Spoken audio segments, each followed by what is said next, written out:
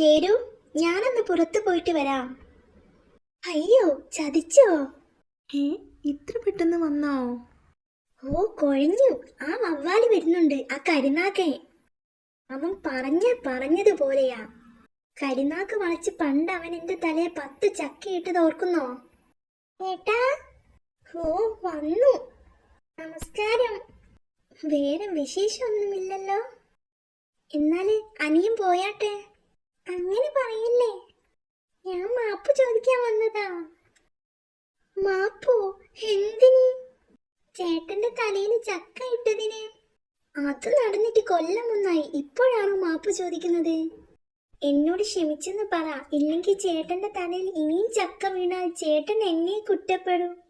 എടാ കരിനാക്ക, കണ്ടോ നാക്ക് വളച്ചതേയുള്ളൂ, അപ്പോഴേക്കും.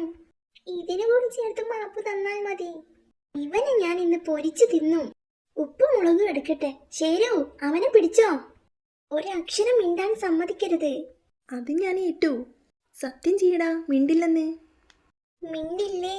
ഈ ഗുഹ അങ്ങ് ഇടിഞ്ഞു വീണാലും ഞാൻ ഒരക്ഷരം മിണ്ടില്ല, സത്യം. അയ്യോ.